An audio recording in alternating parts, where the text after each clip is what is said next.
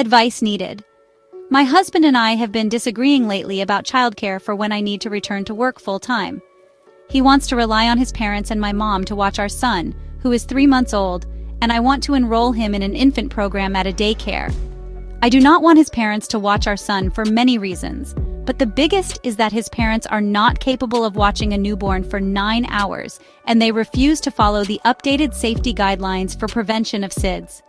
Every time I tell them updated information, different from how they did it 30 years ago, I get comments like, "My kids would be dead 100 times over nowadays with what I did," or, "You're letting these guidelines drive you crazy," because I do not want my son to suffocate due to a blanket or bumpers being in or on his bassinet. To put it in perspective, my in-laws have issues with their other daughter-in-law as well, due to how they treat people around them.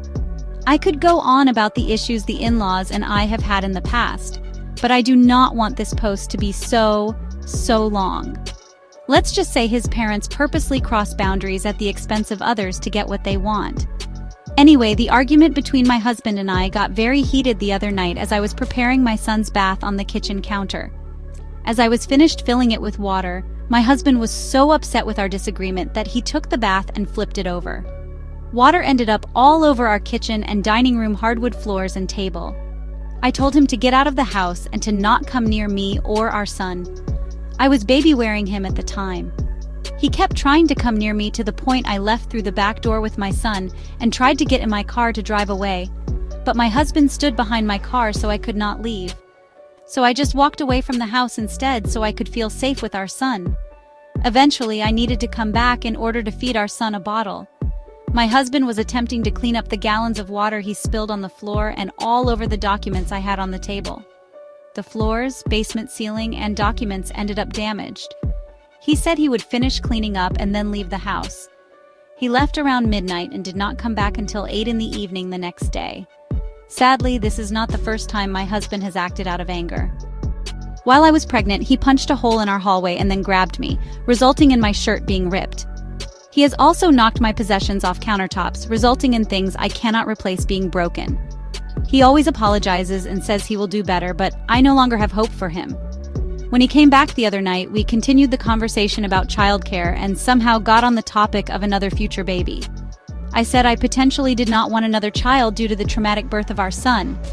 I am less than 3 months postpartum during this conversation.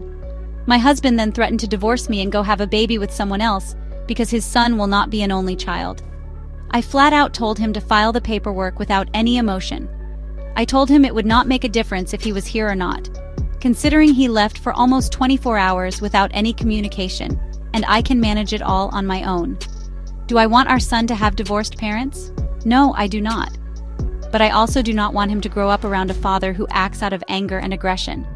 I just feel like I have been through enough with him, and for him to now threaten divorce over childcare and potentially not having another baby is absurd in my mind. I know during our arguments I can say nasty things, but I never threaten divorce.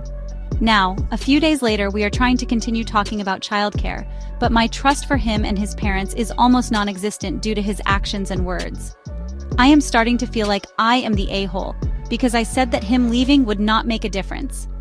Like deep down, I do not want him to leave.